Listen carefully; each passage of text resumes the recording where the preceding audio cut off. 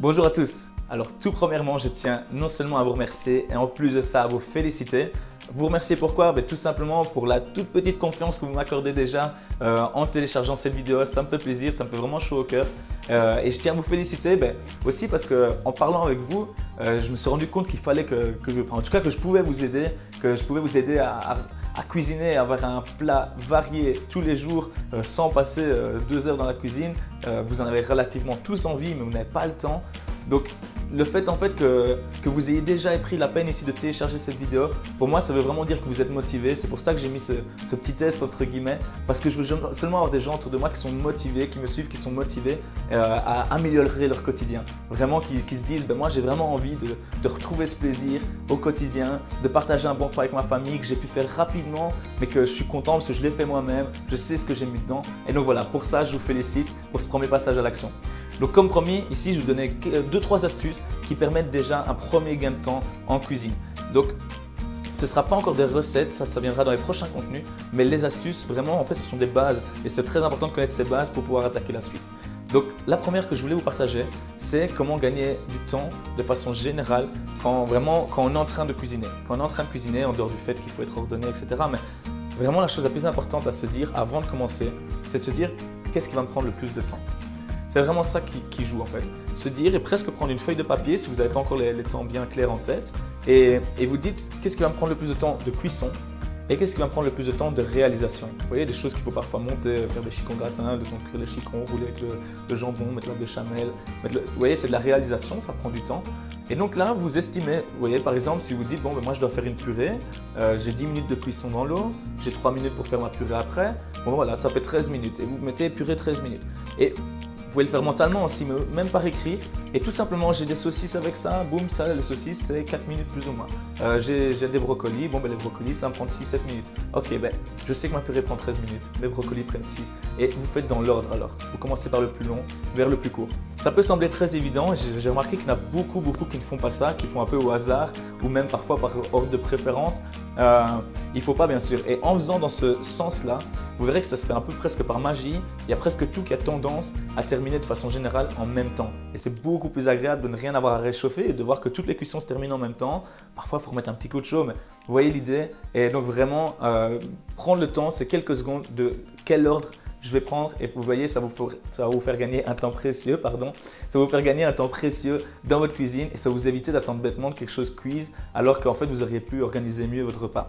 C'était la première astuce. La deuxième, c'est tout simplement qu'il y a des astuces qui vous permettent au quotidien de gagner du temps quand vous recevez beaucoup de monde chez vous.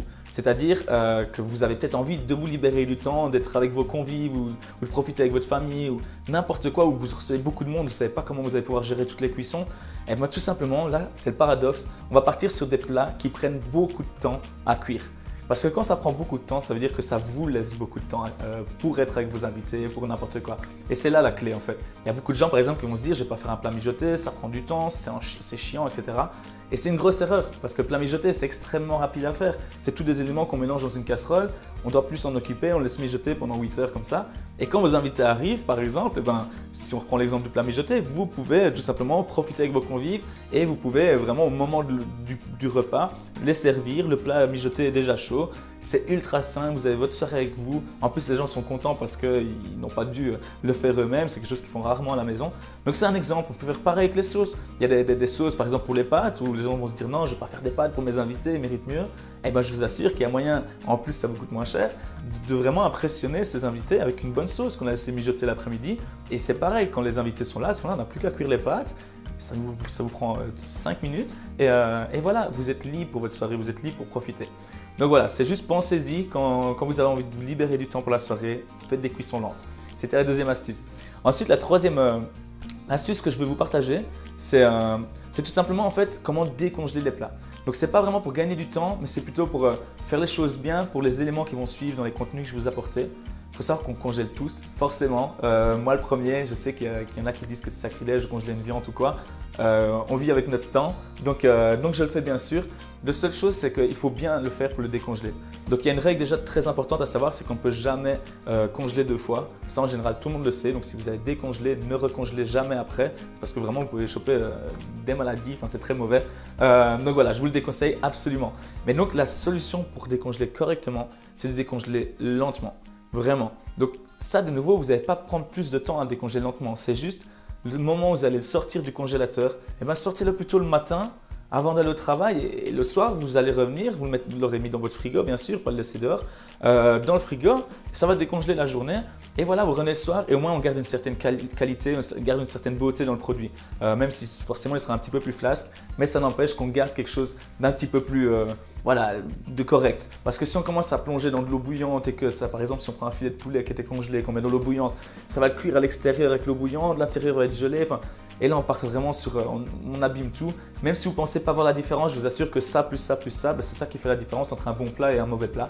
Donc vraiment, on décongèle si possible, vraiment lentement le matin. Et si vous avez oublié, ne le mettez pas dans l'eau bouillante par pitié, mettez-le dans l'eau froide. Vraiment, si vous avez un blanc de poulet par exemple, pour reprendre l'exemple, vous avez oublié, bon, ben, vous commencez à préparer le reste et en attendant, vous mettez votre blanc de poulet dans l'eau froide et ça va se ramollir tout doucement. Voilà. Donc, et le dernier moyen que je voulais vous partager pour gagner du temps, je me suis rendu compte tout simplement que la découpe des légumes était pour certains d'entre vous quelque chose d'affreux, où vous pensez savoir comment nettoyer un légume et finalement vous perdez un temps monstre.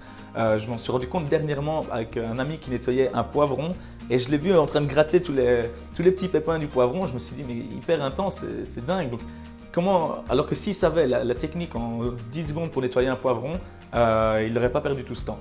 Donc pour ça, au lieu de vous faire une vidéo trop longue ici, ce que je vais faire, c'est que je mets toutes les petites vidéos, une vidéo pour chaque légume. Au lieu de faire une longue vidéo, je fais plein de petites. Comme ça, c'est plus facile pour vous de les retrouver sur ma page YouTube. Donc c'est Daniel Home Chef. Et à ce moment-là, vous pouvez voir, vous verrez juste le titre, comment couper un oignon, tout simplement. Et je vous montre 2-3 façons de le faire.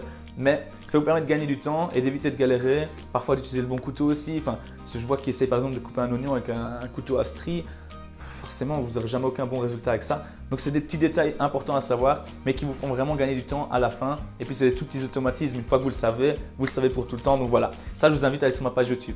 Donc, ici, ben, c'est déjà terminé parce que j'ai pas envie de vous monopoliser trop de temps. Je vous remercie de m'avoir écouté jusqu'ici et d'ailleurs pour vous récompenser, sachez que maintenant je vais vous donner une recette, donc elle va suivre cette vidéo, une recette d'un ami pâtissier dans le Colorado. C'est un pâtissier français qui a fait une prestigieuse école ici en France.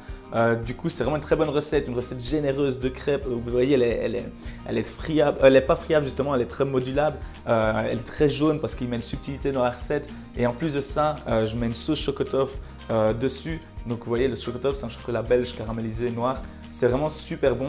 Vous pourrez la reproduire vraiment facilement chez vous. C'est une tuerie. Donc voilà, ça c'est pour vous remercier. Puis je vous invite à lire le reste de la page. Et bien, je vous dis à très bientôt. Salut les amis.